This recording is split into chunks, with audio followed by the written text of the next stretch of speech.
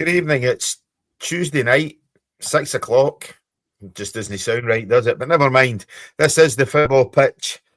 And did we just witness one of the most controversial title finishes in Scottish football history?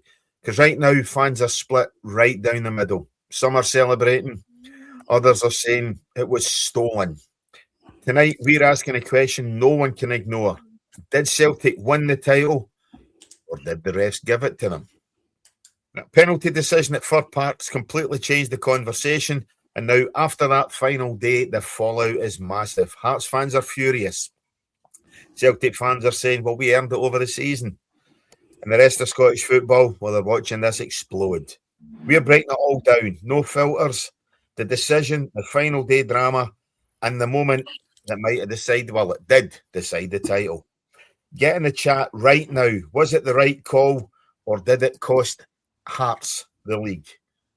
This is the Fitba Pitch, and tonight I'm joined by my regular co-host Dennis Newell, as well as neutral, as far as neutral can go, Scott Hartley from south of the border, Washington Commanders fan, host of the 1 Point Safety Show, co-host of several other ones as well.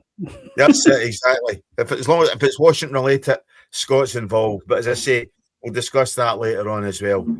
Dennis, it's been a while. Good evening. Good evening, Cammy. Yes, it feels as if tail end of the season we didn't trap work commitments, and you having holiday breaks and everything meant that we had a few weeks there where we were just vacant. And there certainly was a lot of turmoil in the last month or so. So, there's maybe a few things to catch up on, but I'm sure everybody's seen it. They didn't need us to be here rattling our gums on a Friday night. You know what was going on. Yeah, and Scott, how's things? It's been a wee while since we've got together. Absolutely, Cammy. Thank you for having me on. Yeah, it's been interesting. I've been interesting to watch the end of this title decider and how it's all panned out. So it'd be good to get to hear both your views on it. Yeah, indeed. Obviously, I think we had Peter Chilton, a Coventry City fan, on a couple of weeks ago, and I'd asked Chilly, how's the title run-in been perceived, obviously, south of the border? We know Glasgow's a fishbowl. You obviously spent a lot of time up here, so you know and the element of it. But how's it been perceived down south in terms of, obviously, Sky, in terms of everything down there?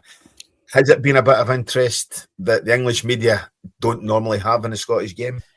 Yeah, I think so. I think for the first time ever, Hearts has obviously, been top for pretty much the entire season, and until that last final day. And the Celtic game was prime on Sky TV. There wasn't anything else that was on there on that day. I think there was a lower league League One playoff game that was on, but yeah, it was the main event that was on Sky. So looking at that and the run up to the game, a lot of media attention on it, and certainly perked my interest. Obviously, I watched Wednesday as well, and Tuesday night. I watched that and thought to myself, I've got to see exactly what's happening in this run-in. And yeah, Sky and the British media as a whole down south have got a hold of it. There's a lot of controversy around, obviously, fans getting onto the pitch before the end. Were they going to get banned? Was it all going to, I don't know the ins and outs of whether the Scottish Football Association can step in and, negate a game. I don't think so. But yeah, we'll get into the actual game, I suppose, on the day. But it's been really perceived quite highly towards the end of the season. I think purely because it was potentially the first time someone outside the old firm was going to win the league. Yeah. He's joining us late, but he's here. Live from his car, watching grassroots football. Burrows, how we doing, mate?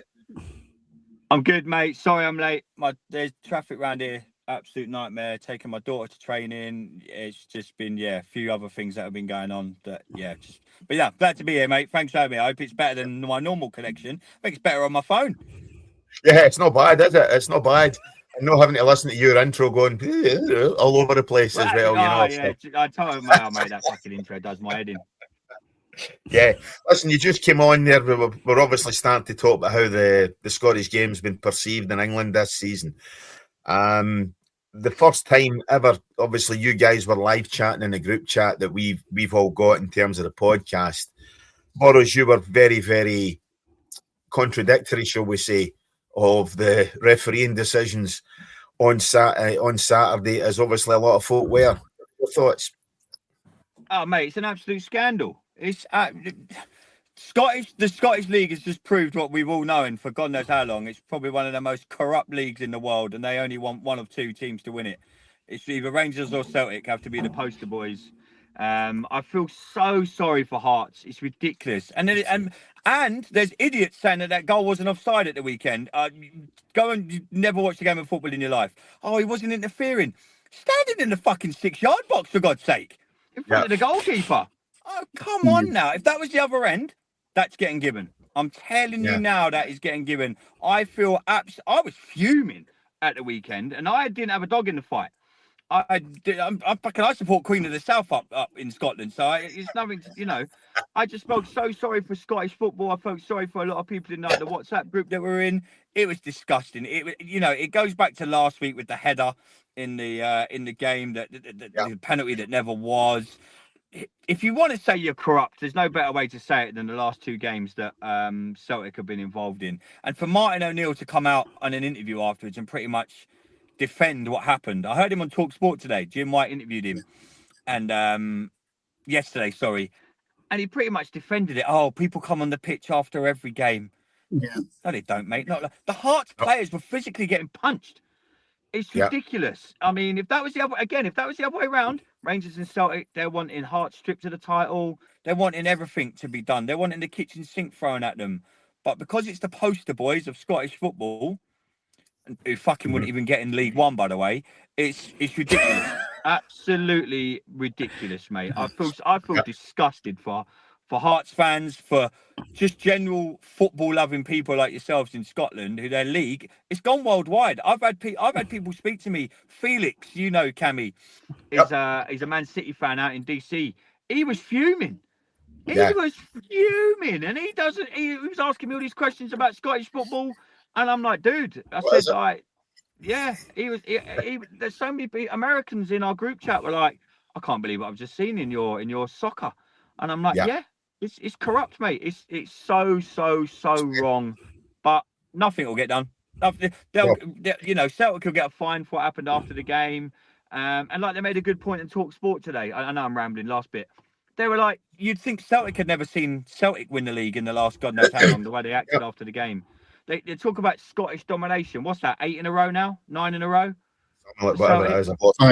Five. Yeah, 5 in a row, man. They're talking about a domination. It's not like you haven't seen your team win the league, mate. Yeah, I feel so sorry for you boys up there, man. It's absolutely disgusting, and it's the one time you had literally the eyes of the world on you, for the Scottish game, and that happened.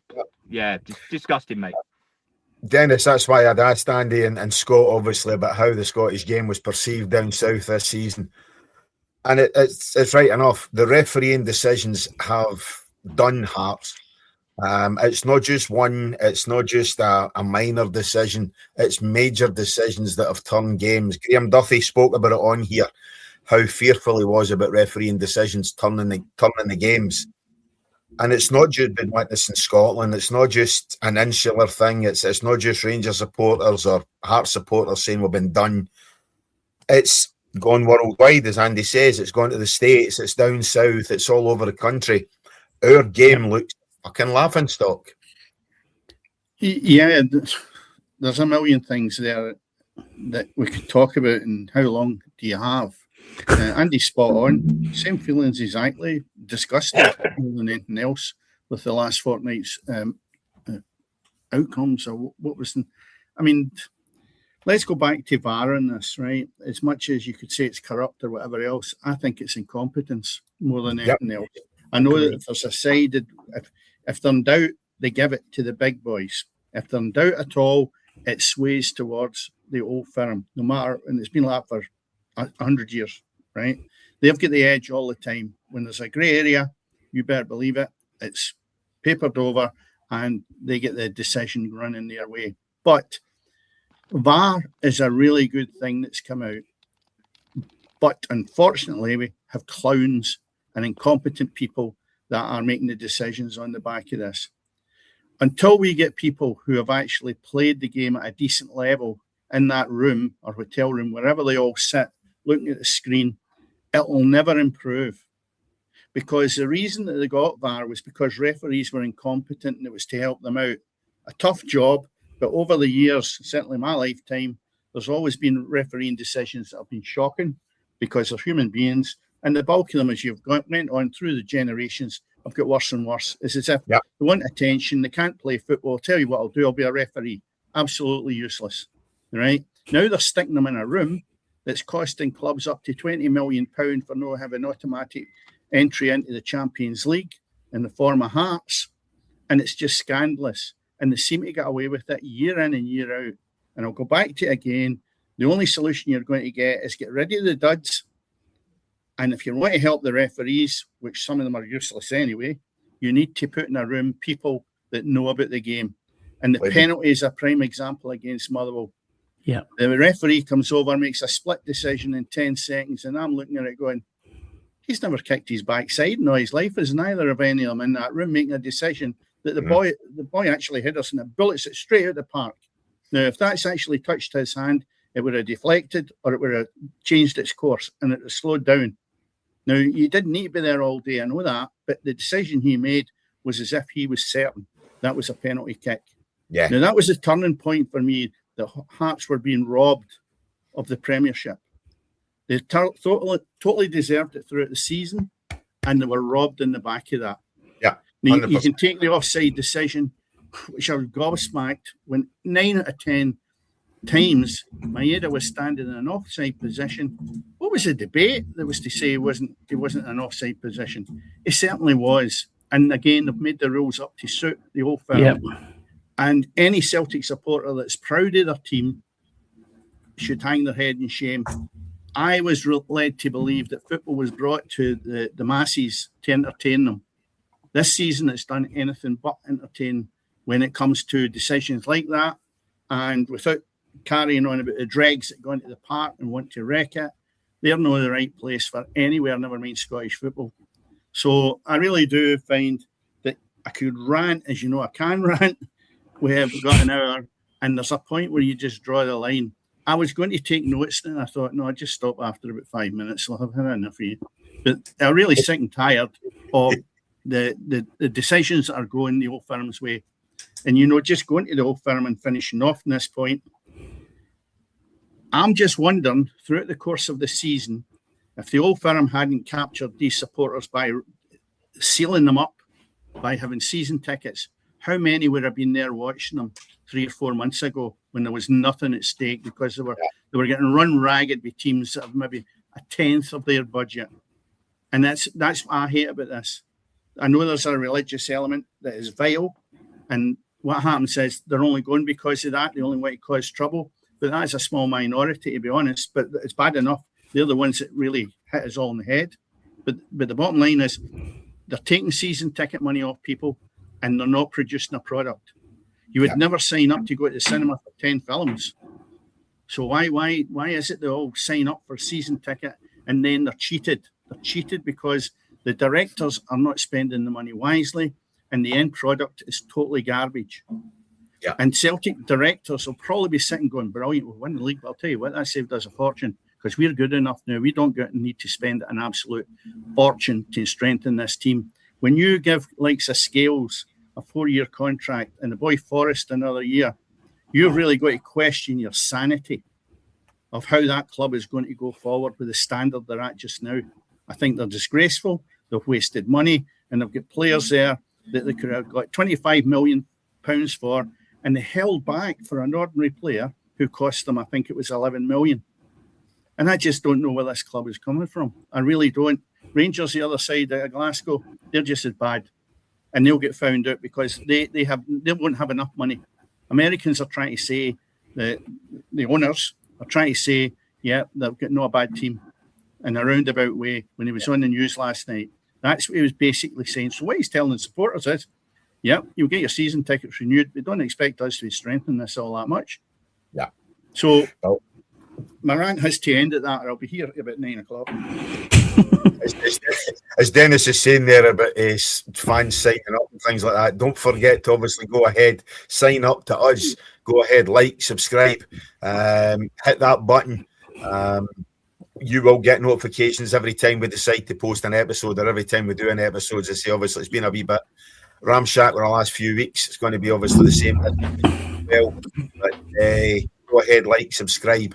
Scott, you're wanting to come in there, I think, as well. Yeah, just to chime in really on both Dennis's and Andy's point there. You know, it was inevitable for me, and I had this conversation with my dad in the week. You know, I mean, he literally rang me as soon as the Motherwell game had finished, and I was like, "Are you watching the Motherwell game?" And he was like, "Yeah." And I thought, okay, I mean, he's in Hull. Yeah, okay, it's not, it's the other end of England, but there's nothing on the TV, sporting-wise. So it captures the imagination of what you've got, football. So you're like, you know what? I'm going to sit down. It's an evening. I'm going to watch the football. I'm going to see what's going on. And as soon as we had that conversation, I just said to him, it's inevitable. I said, Celtic are going to win the league. That is it now. It's done. And he was like, what do you mean? And I was like, something will happen. There'll be some sort of decision that's dodgy on Saturday, early kickoff. The world is watching it. And exactly that happens. And, I'm sitting there. I literally just read my text messages before there. And he said, you called it. And I'm like, I know I did, because it was always going to happen. Something like this was going to happen. And as Andy said, I feel so sorry for the Hearts fans out there who thought, do you know what? This is it now. And what is it? The other bit I don't understand is allocations. I mean, there's 700 and odd fans in Celtic Park. From Hearts' end, I thought did you not have to have a specific allocation amount that you can take for tickets? Does it not work like it does in the Premier League or in the Football League? If it was in a cup competition where you have to give a certain amount of your attendance or your ground capacity, I don't know, how does that work? In a cup competition, it does, but obviously we've got Rangers and Celtic up here who decide, now we're not going to give any away fans tickets, so both clubs have done that. So to my mind, that's just a continuation of that.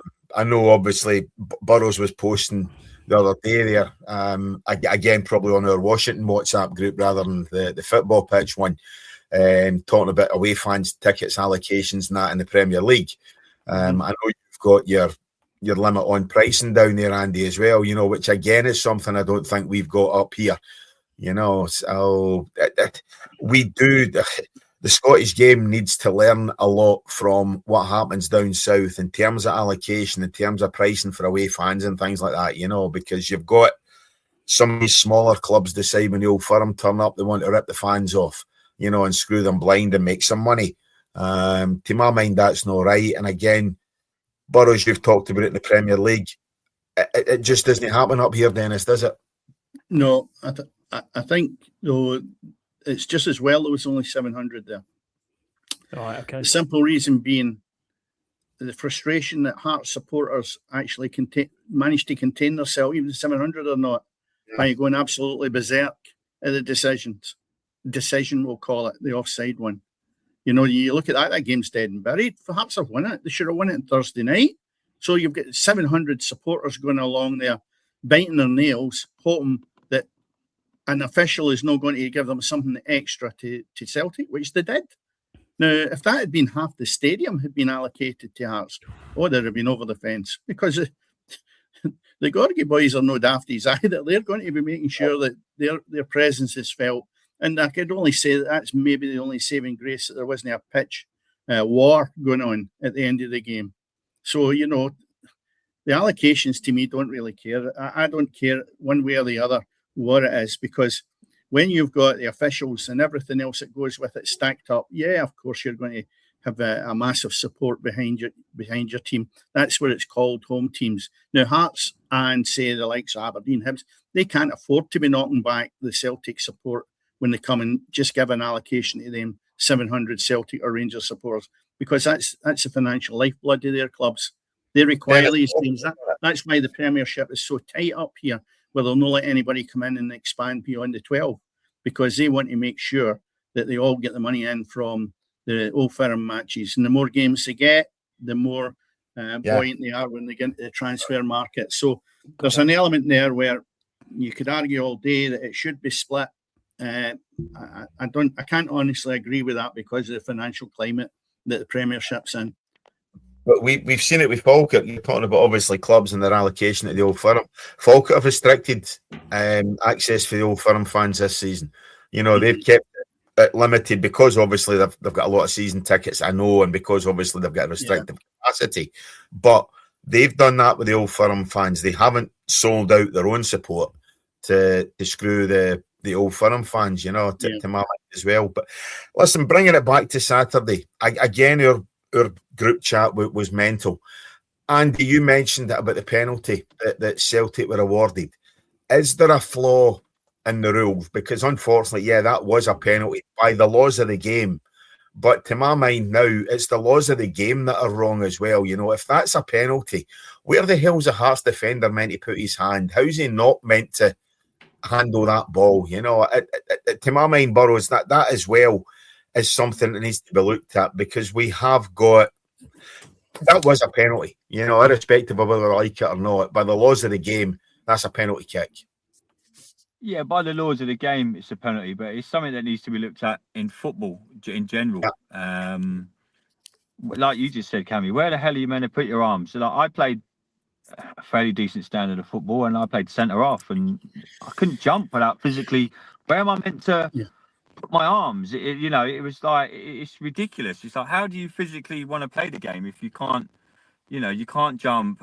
I just think I would scrap VAR personally. I know they won't. I just think it's the technology involved in football now. It's ruining the game, and I don't know. It looks to me as like the VAR up in Scotland is like 5 years behind everyone else. It's just like you've got it on. I don't know. You're watching it on like a black and white telly or something. I know you haven't got much up there. We're getting you've got to catch up to the rest of the world, us mighty people down south. But all joking aside, I think it needs to be looked at across football. But why it's Celtic and Rangers, I don't think they will. I don't think they'll care. They'll do everything they can within their power. This weekend I knew it already. This weekend just proved to me that you've got two powerhouse clubs in Glasgow, and that is it. They don't care about anyone else. Put it this way. This is a point someone made to me yesterday. Right, I was chatting. I've been talking about this most of the week actually. Could you imagine if the boot was on the other foot and Hearts were just about to win the league and the referee had ended the game a minute early because of a pitch invasion? Yep. They would have been straight on to the powers that be. Rangers and Celtic would have been kicking up the biggest stink. Oh, we could have scored 2 goals in a minute. Blah. That is exactly what would have happened. And these poor Hearts, I get it. There was 15, 20 seconds left. But if you flip that, if that was Celtic, I can guarantee you there would have been phone calls, emails. There would have been onto the league. No, the game ended early because of a pitch invasion. They should be stripped to the title. Blah blah blah. Yeah, but because it's little old Hearts, old Hearts, nothing's going to happen. Honestly, you could take it that way. That Celtic were over the 5 minutes allocated injury time when they got the penalty. They were into the 6th minute, right? So therefore, you could say that is relevant to the game. Well, the referee would turn around and say, blew the whistle just before they come onto the crowd. The crowd come on the park. So you'll never get away from that. But if I just go back to the VAR, I do think there is a use for it. I think it's beneficial if you get the right people. If you get the right people in the studio to manage it. With Sky Sports, they were watching, and there was 3 ex-footballers, all having played at least 500 games each for different clubs. And the 3 of them were adamant it was never a penalty. Yet you have guys that haven't played making decisions that say it is a penalty. So the VAR is shown and being put down as a test to say who's right and who's wrong. Well, it proves to me, and I'm sitting there watching, and there's 4 of us as well said it. The referee and the people in the studio, in the room, in the VAR studio, have got it all wrong. And I keep going back to it. You need to get rid of them, and you need to get people in that have played the game. Now, I'm not saying it will solve everything, but it will go a long way to making my mind clearer to say, well, you know, they've made a decision based on their experience, and they're qualified to make that decision. But no, again, we go to the VAR, we go to decisions that are made. Handball in the box, definitely. Where do you put your arms? I've said this all along. And I've always believed that penalties were given because of a thing called deliberate handball. Yeah. Correct. That you fall down, that's no deliberate. Where are you meant to put your arm unless you've got a hacksaw? Yeah, there's no way you can Yeah, go but out now the road penalties and are snap being ball. given when you head the ball. I know. And Well, there is that too. Yeah. if you look at that, just on another point in the box, which amazes me week in and week out, the amount of pulling Mm-hmm. and putting players to the ground, shoving them, and their arms around their waist, their neck, everything. And that's in the penalty box, and nothing is given. And the referees are in close proximity where that's happening. They're in the box with them. Why are penalties not given for that, as against a guy falling and hitting his arm? Yeah. Because if you tug somebody the way you do in the box in the middle of the park, you'll not just get a foul, you'll get a yellow card against you. Yet for some unknown reason, they seem to dismiss any physical contact that is made in the box by pulling jerseys, hauling people to the ground, and they just get away with it. So there's a whole range of things in the refereeing zone that drastically needs looked at. And it's not just Scotland. I see it down south It's as well. everywhere. Because it was shambolic up here in the last week, it is amazing. You watch, we're there's nothing recording this happening just with it. about an hour before the Tottenham-Chelsea game. I can guarantee you something will happen in that game because they want us to get relegated. I can guarantee you it. Yeah, you're not wrong. I mean, I just on that point there about pushing and pulling in the box. We had a referee against Sutton United at home this year, and I was physically at that game watching it, and they gave us a penalty, which we were already 2-0 up, so the game was pretty much done. It was about 5 minutes left. It was a clear pull. Yeah, it's a clear pull, and he's given the penalty, and I thought fantastic. He's given the pen, no, brilliant. You know, I mean, great decision. I was happy. Obviously, Sutton fans weren't happy, but when you watched it back, the outcome from it was he had to apologise to Sutton because apparently 6 of these incidents had happened before in the boxes from us, and he was demoted to the National League North for 6 games. Yeah. So this is the point you're getting at, Dennis. If you've got these people who've never played the game, who are refereeing the game, who are watching things in a trailer outside the stadium or wherever it is on VAR, they don't really know what's going on, and the ref's fearful because he might be getting assessed that game, you know, and then he's got to drop down into say the Scottish League 1, Scottish League 2, whatever it may be. Of course, they're not going to make them decisions because it's so much easier to just let that go and go, well, the next time it'll be the same in their box. Yeah. But something drastically needs to go back to how things were refereed, probably, I would say, in the late 90s, early 2000s, you know, where maybe people were a bit, I don't want to say they're a bit harder, but maybe, you know, but forwards used to back into defenders, centre halves used to give you a kick up the arse, you know what I mean? Whatever it may be like that. But it was almost like it was fair. Offside was offside. I knew what an offside decision was. Yeah. Nowadays, I'm totally confused as to what offside actually is. You know, a toenail can be offside and therefore, VAR says you're offside. I'm with Burrows before. I think VAR's ruined the game. I really do think it has. But Scott, you can VAR, and all you need to do is see fresh air between each body. Oh, that's simple. No, this toenail and whatever else. The defining line of that is, if you're a toenail so much in front of a guy, do you think that's going to make an abundance of difference when you're going through in goals? Of course it's not. At all. Not at all. If he's a foot or a body, full body past you, then that he's offside. Right. I would even say a half a body. Do you know what I mean? If there's clear separation, that you know what I mean, I would say that's fair enough. But the striker's still got to finish. You know, or whatever it may be. It's not as if it's an easy task to just go right. Well, I'm through on goal. You still got to score. You still got to put the ball in the net. Yeah.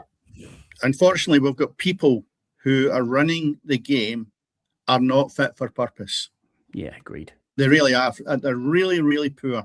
And it's a good tool, as I say, VAR, if it's used properly, and start to look at it and say, okay, you've had your trial period with this. How can we fine tune it? What can we put in? What can we take out? Nothing seems to have changed. I'm uncertain of offside. I'm uncertain of what defines a handball. I'm uncertain of what physical contact you're allowed in the box. Yep. I've been involved in football all my life. There's 3 things. At my age, I should surely know the ins and outs here. Well, for some unknown reason, a guy sitting in a hotel room seems to be able to dictate exactly what I should be looking for. And any of the 3 things that I've just brought up, never mind other points, They have a rule book, and it doesn't matter whether it is common sense, when it needs applied, like we're talking about the penalty. That's no common sense. In a lot of ways, that's factual. The ball was headed out the park, didn't hit his hand, and even common sense is not a reply to it, as I've just mentioned. It's not part of it. So it's a different thing altogether. They're using a rule book that is written by people that don't know the game, and it's applied by people that don't know the game. Yeah. The rules of the game, they do know. The actual fact of what goes on in a match, they don't know it. It's like I said all along, you've got females who actually have a contribution into the men's game when it comes to commentating, etc. I'm sorry, they're not qualified to be commentating in men's football. And I'll tell you why, because they haven't played in a man's team. Yeah. They are well qualified, and maybe more so in the women's match, and I've nothing against it. But when I sit there and I hear females commentating it, all they've done is pick up cliches from the men's game. They have not physically been in a war, so to speak, in a man's match the way they would in a women's game, because it's an awful lot more gentler, if I can use that word. It's not got the same physical tone to it. And that is where, when I look at it, you've got to get the right people in the right positions to make the game go forward. And when it comes to VAR, we don't have the right people in position. Without just condemning it and throwing it down the gutter, I'd like to see us addressing it a little bit more to try and get a bit more out of a tool that I do think could be beneficial to the game. But if we get into the World Cup and we get the same sort of effects as we're having now, no, it's just going to be shambolic, and it'll be, right, who's the favourite to win the World Cup? Okay, we'll make sure they are. Just make sure every decision goes their way. Well, they're more intent in the fact that you start calling it the laws of the game than the rules, than actually getting them right. You know, I've sat with referees and it's, oh no, it's the laws of the game. You know, shut the fuck up and really let's just debate. Let's get back to getting these rules, laws right in a manner, in a way that people can actually understand them. You know, that referees can understand them, that the guys watching a game can understand them. That it is basically what's happened to, and Dennis, you know, I've done the referees course. I'm actually sitting here as a qualified referee somehow. Yeah. You know, because I sat in a classroom. Is this a thought? I sat in a classroom. I know that. You know, let's be honest, most of these fucking clowns are doing. You know, I sat in a classroom and passed an exam, and I'm a qualified referee. But when I qualified as a referee, the one thing that was stringent in that is, in the opinion of the referee, not four clowns sat in a bus outside, you know, who don't know what the fucking hell it is they're doing. You know, it always was, in the opinion of the referee. That's been removed. And it's the only thing in the laws of the game that they've actually removed that make them better almost as far as they're concerned, you know. But it has to get back to basics. You know, we have to get back to boroughs where we understand what a handball is, where, Scott, we know what offside is, you know, where it's not a toenail, you know, where we're not losing good goals. How many quality goals have we lost over the last 2 or 3 seasons because somebody was a ball hair offside? You know, I know that's not an English unit of measurement. A ball hair is actually a Scottish unit of measurement. You know, I thought you said you've got a bald head. Well, I've got a bald head as well. You know, but I knew what he meant.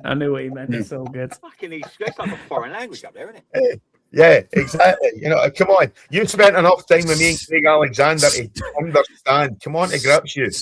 Stone the crows. I'm learning a lot of Scottish at the moment, I will admit. Yeah, exactly. Listen, one final point on Saturday before we go any further.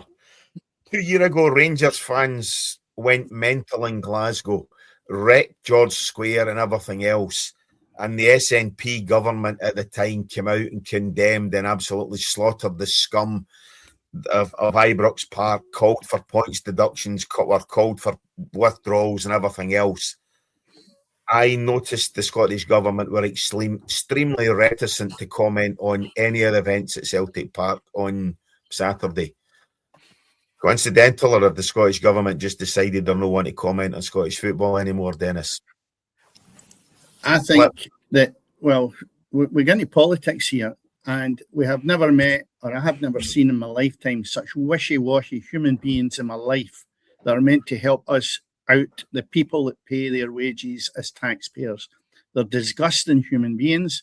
None of them are fit for purpose. They can't even fix a pothole. And yet, how do you expect them to go and resolve the dregs of society that want to cause trouble after a There's football only match? one good You haven't got politician, hope Dennis, in and that's hell. a dead one. Yeah, honestly, you haven't got hope in hell of John Swinney from SNP sticking his head above the parapet and resolving the problem. It's a simple problem. We know that they're going to congregate somewhere, and it was somebody that asked in the street who may come up with the idea, which anybody could have come up with.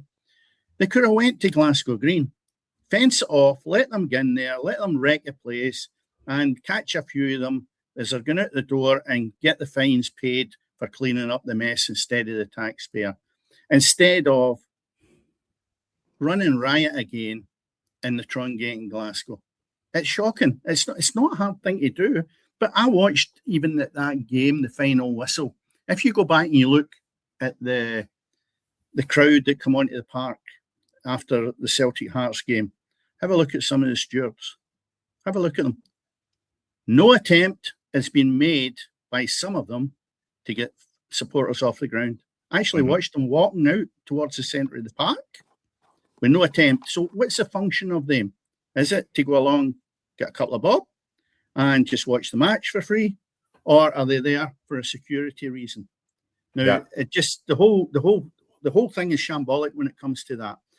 Policing supporters is not easy, but we make it easy for the supporters to do what they want, because when you look back at what was actually arrested when the Celtic and Rangers game come up, and there was a lot of Rangers supporters predominantly went on the pitch and caused a bit of trouble, they've only had a handful of arrests. And I think, listen, they're not even dipping their toe in the water with this. Yeah. So for next year, yes, decide who's winning the league by maybe June or July. It'll be Celtic or Rangers. And you can decide what part of Glasgow they're going to wreck, because it'll be the same thing this time next year that will be getting discussed. Yeah. And as politicians go, don't start me there, honestly. They're disgusting. They have done nothing for us. Nothing. You have to subscribe to the After Dark for that, Dennis, don't you? Oh, that's too big. That's for paid members only. That one. Yeah, I know. It's terrible, really is. Andy, moving away, as I say, from obviously up here. You mentioned it tonight. Chelsea taking on Tottenham. Big game. I think Spurs will get enough tonight. Honestly, I think West Ham the last month have been absolute dire, but I think Spurs will get enough of a decision and of the rub of the green to get what does it need? A point tonight? A point enough? Point. Yeah, point. I think the point will be enough, mate, and I think you'll get that over Chelsea tonight. The only team that's been worse than West Ham over the last month has been Chelsea. So even though I know you don't have a good record against them, I think you'll get enough tonight, mate. Your own thoughts? I hope so, mate. It's something about that place when we go there. It goes back to what I said earlier. I think something will happen with VAR tonight. The world and his wife want Tottenham to get relegated. The only people who don't want Tottenham to get relegated. Oh, me. He's away. I must be honest. I'm the same as you, Dennis. I don't want Spurs to get relegated. Just I've said since day one. Yeah, I've said since day one that I don't think they'll get relegated. Yeah, but no, I mean, I think De Zerbi's come in there and he's done a good job so far. Do you know what I mean? They're playing better football. They've got good players. I think West Ham are just functionally abysmal. I mean, obviously, as you well know, Cammy, half my family are black and white and the other half are Carlisle fans. So I do have an affiliation to watching Newcastle in the Premier League, and I watched them on Saturday, and with what was almost a side with the flip-flops on, they absolutely battered West Ham from pillar to post. Yeah. So, I think Spurs will be all right. What's your thoughts on? Are we getting onto the cup? Are we getting onto the cup final? Yeah, I think we need to. I think obviously you would fully expect. I know you say obviously half your family's black and white. That's Northern Family, and that is Newcastle United. Yeah, it is. Yeah, sorry. I think when you look at it, this weekend there's a Celtic side who have been lambasted for most of the season. Let's keep it on the park. They've been lambasted for most of the season. is probably one of the worst Celtic sides in living memory, certainly since the mid-80s when you had Paul McStay and and Lou Macari was in charge, and Celtic were pretty dire back then, Dennis. But to my mind, that's one of the worst Celtic sides I've seen, and yet they've still gone ahead by group lift at the Scottish Premier League. Fully expect this weekend to make it a League and Cup double, and what does that say about the rest of Scottish football? Well, what does it say that we're now 45 minutes into this and we haven't talked about quality for 1 minute? Yeah, that's true. We have discussed the pitfalls, the deficiencies, the dregs of society. We have talked about everything, but what we really should be on here talking about is what a goal that was scored against Rangers, the overhead kick with Celtic, different aspects of the game. There's been some good goals, there's been some good football. Hearts have been great. There's been different parts of the Premier League. Yeah, Motherwell is outstanding as well.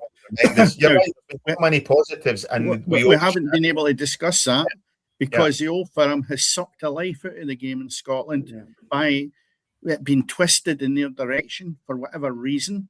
And people will say, well, we won the league. Yeah, but was it enjoyable? No, it wasn't enjoyable.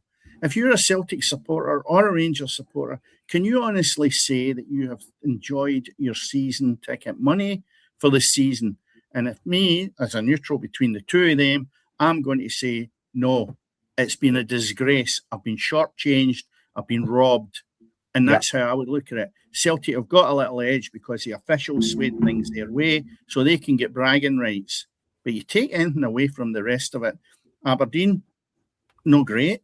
You look at St Mirren, bit of shambles, no struggle probably against Partick Thistle. You look at other clubs. Is that Thursday, Dennis, is it? Yeah, Thursday, yeah. Then you look at Dundee, who we did think at the beginning was a bit of a nightmare having appointed the manager they did, and they've done really well to appoint. Motherwell, surprise act. Falkirk, even better.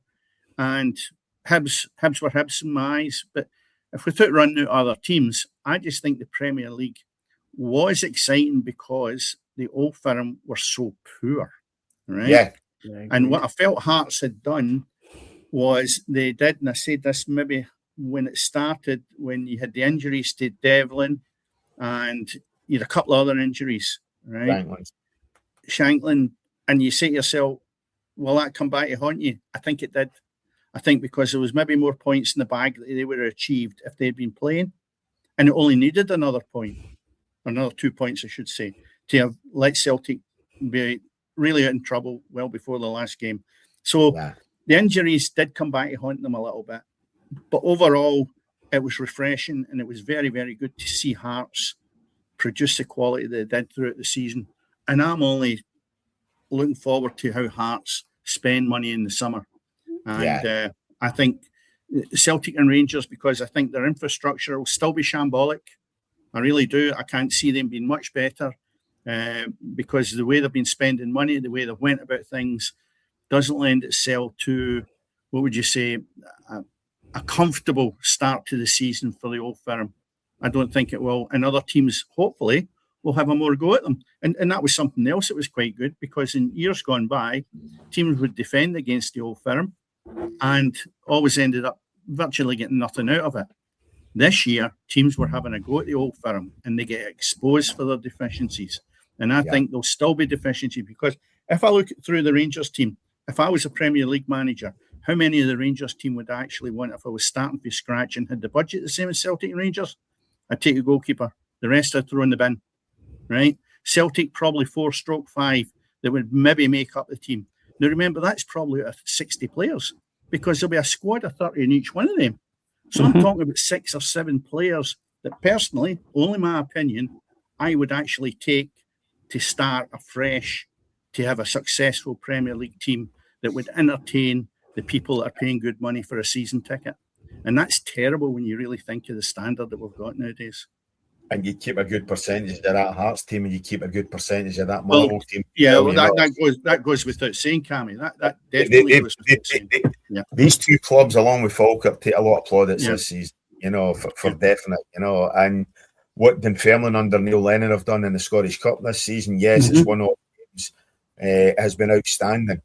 And I'd loved I mean, I was at the last Dunfermline Celtic Cup final actually, and Dunfermline were unfortunate that day actually not to get something from it, But this one I don't think shouldn't be close. You would fully expect Celtic to be strong enough to do that. Andy, we're just talking the Scottish Cup final this weekend, obviously Dunfermline against Celtic. And as Dennis was rightly saying, we haven't once talked about the quality of the game up here. And I know, obviously, you have your good-natured jibes at it and things like that, which is great coming for a Spurs fan. But you have your good-natured jibes at it this season. Scottish football has been a much more enjoyable product this season. Whether that's because the Old Firm have been absolute crap, or whether it's the fact that Motherwell, Hearts, Falkirk under this season as well have done something, have been good to watch. Let's be honest. Motherwell have played the best football we've seen for the last few seasons. They've knocked the ball about. They have. Hugh Toner, who's a regular contributor, was pilloried by many because he says Motherwell's got the best midfield in Scotland. He's probably right. In terms of obviously the attractive football they play. So there's been a lot to sing about this season in the Scottish game. A lot to praise. But again, we're back to, as you say, Dennis, having our rants about stuff off the park, about what's happening at Ibrox, what's happening at Parkhead, and forgetting about the fact that we've had a decent season this season. We've had an enjoyable season. It's been good to watch. Okay, I always say you could have two 8-year-olds in a wheelchair race. It might be competitive. It doesn't necessarily mean it's exciting, but... It's called the Scottish national team, isn't it? Wow. Again, coming for a Spurs fan, I'll just keep knocking them up. You can hit them out the park, Andy. Thank you, man. But listen, you had your own Scottish Cup. You had your own Cup final there at the weekend, Scott. I don't know if you saw, just again bringing it back to the events at Celtic Park. The Betfair tweet after the game. They put out a tweet. Now, bear in mind, this is Betfair. It's no me or one of you pair. Betfair put out a tweet. If Chelsea are looking for a penalty, perhaps they should be wearing green and white hoop.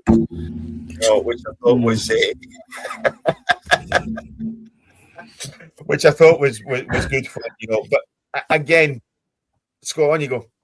Other bookmakers are available, by the way. Yeah, exactly. But I did watch the. I can't stand to watch Arsenal. I'm really sorry, but I know it's City Chelsea as well in this one. But I watched Arsenal yesterday. Awful. I stomached about 20 minutes of it and just went, I can't deal with this. That's why I watch non-league football at the minute, because at least it's exciting and you don't know who's going to win. You don't know what's going to happen. It's one of them. Whereas I think the Premier League, outside the top 4 or 5. It's a closed shop. And I watched the Chelsea City game, and again, it's the FA Cup finals, and I was bored to tears. Yeah. It used to be that for me when I was a kid. That used to be like an event. It was all day. You'd wake up, you'd watch it first thing in the morning. It would be on at like 9 in the morning. You'd have your breakfast. You're warming up to the game, and then eventually, when it got to the crescendo of a 3 p.m. kickoff on a Saturday, you're like, wow, this is unbelievable. It's going to be one of them. I mean, what time was it on what time was it on? Like 4:30, 5, something like that kickoff. It just ruined. Yeah. I mean, I was coming up on the Friday night. I was at Hamilton Clyde, one of the weirdest games you'll ever watch in your life. Yeah, I know. Yeah, where the away team's the home team and the home team's away. away. The home team's away team. Welcome to Scotland. Yeah. Oh, mate, it can only happen in Scotland, And I'll send you both a link for a YouTube video of a guy that does a channel up here, and he's actually done 20 minutes on that game, But I was at that game, but we're coming away from it and we're walking back to the car, and I'm looking at my phone for the games that are on the Saturday, and obviously there's no Premier League games down south. We've got the Scottish games up here, but I'm sitting there going, Chelsea against Man City. Is that the FA Cup final? And then I'm saying, what the hell's going on? And that's on the Friday night prior to the Saturday. As you say, the build up for a week before that, and when we were growing up, you know, you would start, as you say, Scott, for 9 o'clock in the morning, and you'd have, you know, the fantasy match of the, you know, question of sport and all that kind of stuff. That's, you know, you'd have celebrity question of fantasy, celebrity question of sport, and whatever else, you know, and it was your whole Saturday. You'd have the Scottish Cup final, you'd have the English Cup final. We'd be watching the Scottish Cup final on STV. You'd be watching it on the British Bollocks Corporation, you know, watching your English Cup final, you know, and you just don't get that now. And even up here, there's very little build-up now to Celtic Dunfermline. But okay, it's still 4 or 5 days away, but there's very, very little build-up to it because the intensity has been the league. But it's a foregone conclusion that Celtic are going to win that, you know. So it's very, very difficult, I think, when you take it outside of the league competitions and trying to get interest in the cup, trying to get interest in the league cups as well. You know, it really might be difficult. Scott, maybe the reason that you never seen the build-up is because you missed it. It was a 3 o'clock kickoff. You were fair enough. I don't know. I mean, honestly, that's just how much attention I pay to it now. To be honest, because I just think it's ruined it. And I think as soon as you get past probably the fourth round, I'm kind of done. Because it's the same sort of teams. Unless Grimsby was a great story this year, you know, against Manchester United, whatever else. That was pretty decent. But how often do you get that? I mean, you know, going away to Reading and being like 2-0 down with 6 minutes to go and winning 3-2. That's awesome. I loved it. It was a great, you know, it was a great performance. But again, that's the second round. And you're like, when you get to the fourth round and onwards, and there's no non-league teams left, or there's no lower league teams left. Well, it's just a case of who's drawing who out of the Premier League. I mean, the story was Port Vale, wasn't it? Really, you know, absolutely it was. Yeah, you're right. That was it. But as you say, you watch the National League this season. Probably not through choice. I'm sure you'd rather be watching football, you know. But you're watching National League. Carlisle finished third with 90 odd points. Yeah. You know, you've got Rochdale there with 107. Even their playoff final was freaking incredible. You know, you get York City there. Andy, you've spoke probably more about Dunstable than you have about Spurs. Okay, that's probably inevitable. You want to ignore what's happening at White Hart Lane, you know, unless it's obviously the Commanders in October. But, I mean, you've spent more time talking about Dunstable.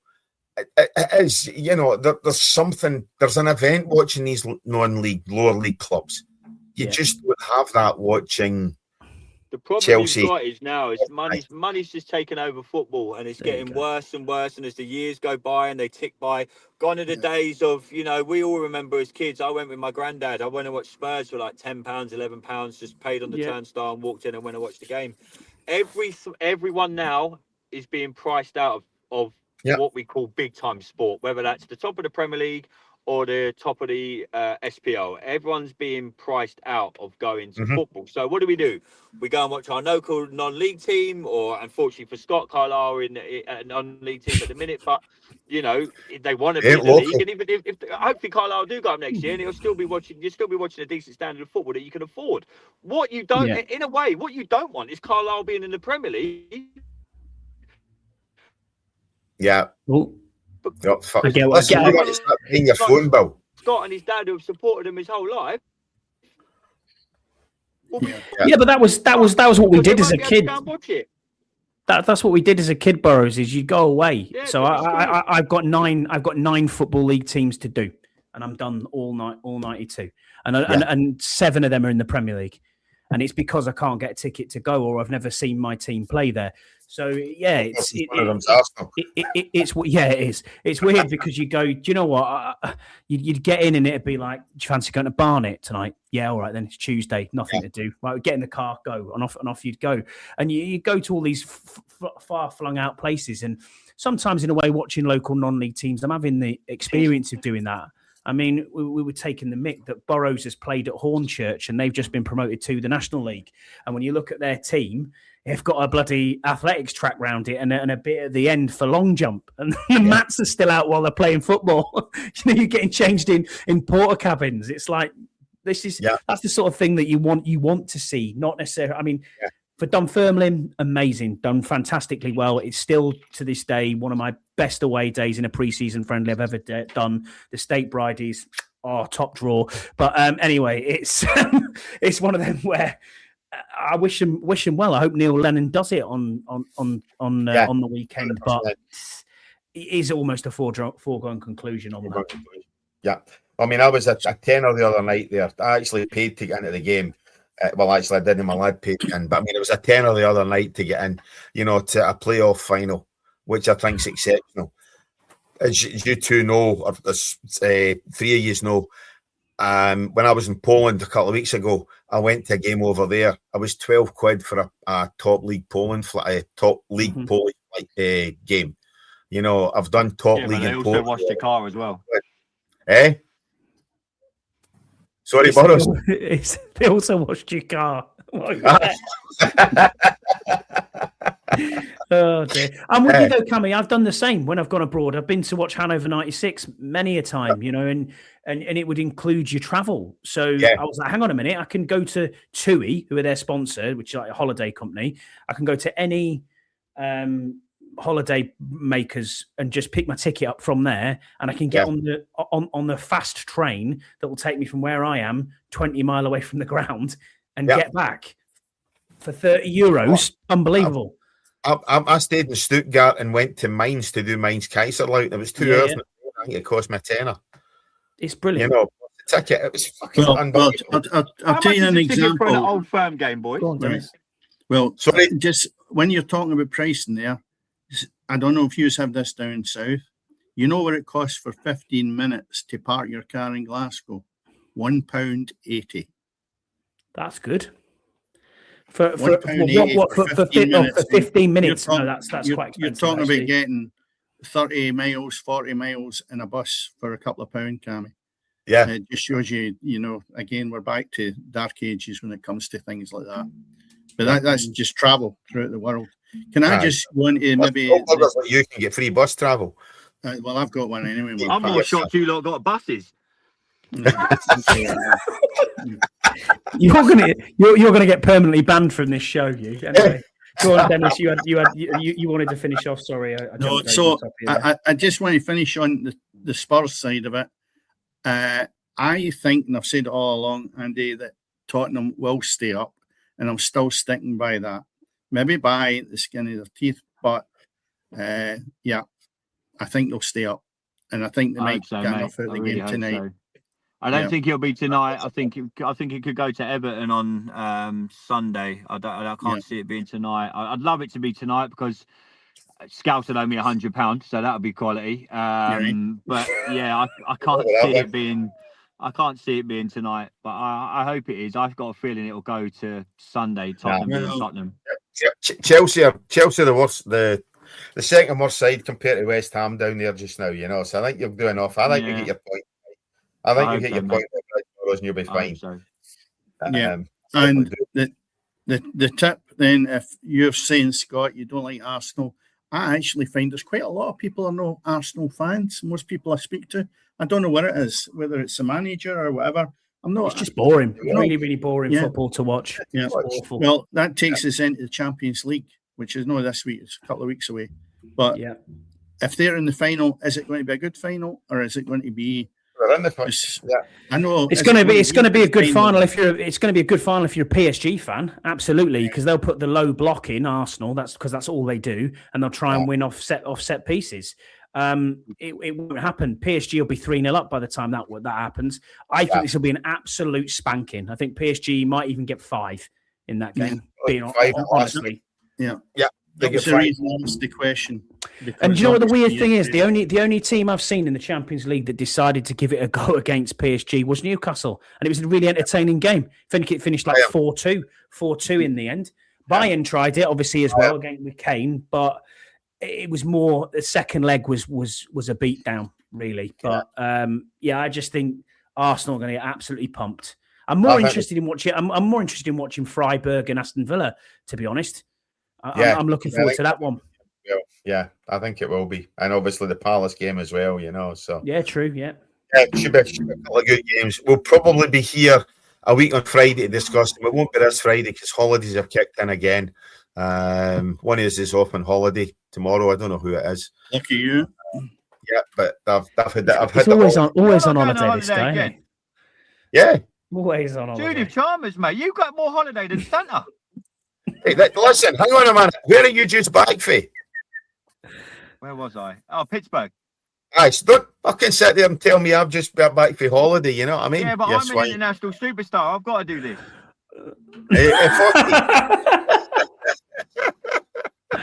Hey, listen, international superstar, tell us all about you, where we can find you, where we can get you on X and podcasts and whatnot. First of all, sorry about the whole jumping in and out. There's so much going on today. I didn't want to let you down. The NFL bloody been ringing me about 3 times. At Washington UK fan on X, just talking mainly about the Commanders and occasionally Tottenham. But at Washington UK fan, mate, the Bunker podcast for any NFL fans out there. But keep doing what you're doing, mate. I really do. I'm up in Glasgow on August the 8th. It's all booked and done. So hopefully I'll see you guys when I get to Glasgow on Friday. I get to Glasgow on August the 8th. So it'd be great to meet all.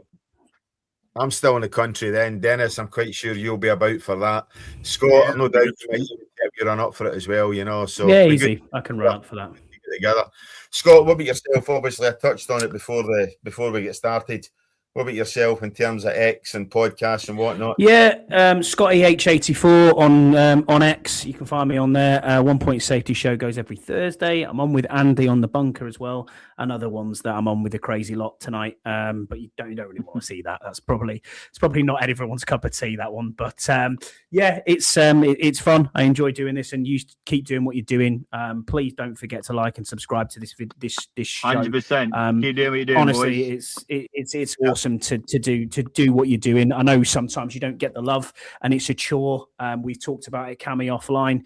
It's hard work, and it's a grind to keep it going. So I know what StreamYard's like. I use it myself. But yeah, you guys are killing it. So keep going with what you keep doing what you're doing. I watch Scottish football now more because of you boys. That's the only reason I pay attention to Scottish football now. It's because of you guys. Correct. So yeah. Cheers, guys. I appreciate that. Thank you. On the subject of Scotland, Dennis, just before we do button up, Scottish squad announced the other day 3 goalkeepers and 2 strikers, and every other bugger was midfield. Yeah, it was nothing new, really, was it? Because the bottom line is, unfortunately, we can't shout from the rooftops about Halkett because he's picked up another injury, and his season has just maybe went at the wrong time again. That was another Hearts player that was out. I think looking at the squad without going through it all, I think it's wishy-washy. I don't think he's put himself into a position to be with the Scotland team after the exit from the World Cup. Because it's not taking us anywhere, that squad. It's more or less a slight coat of paint over the top of it from the failure in the Euros. Because there's no sentiment in football. He should know that, and there's sentiment in that team. I'm surprised he didn't draft in James Forrest. That wouldn't have shocked me for 1 second. On the plus side, though, Dennis, the seats on the plane will still be warm when you get back on it. Well, I'll not be on it. You better believe it. Hey, I looked at that. Do you think George Hurst's the biggest person that's come in there as a bit of a shocker, or is that? Oh, he's good. Hull not getting striker, doesn't he? Hurst. I like Ross Stewart. I think he offers us something different. He's good at singing. Ross Stewart. Oh, sorry. You sexy thing, Dennis. I just thought maybe that was a wee bit much for Rod Stewart at his age to be playing, but it wouldn't have surprised me. No, that's it. Exactly. Well, listen, guys, it's been good tonight. It's good to catch up as always.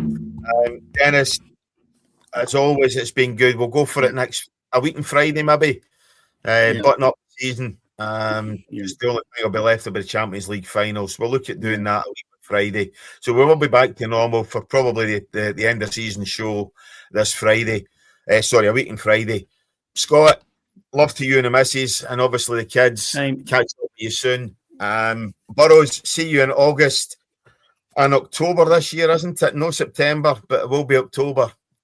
Yeah, doing the Tottenham game and then flying out for week 5, mate, this year for the Commanders. So it's a little bit different, unfortunately. They've kind of done us with the schedule. But I'll see you in August, mate. I'm up for August the 8th. I'm in Glasgow, mate. Yo, mate. I'm still debating week 3, but as I say, we'll wait and see. I know, obviously, I've spoke to you and Scott off Tickets air. there, mate. Tickets there if you want it. But I shall see what I'm doing in terms of that. £1,000's a hell of a lot for 2 nights. But hey, that's what it is. It is what it is.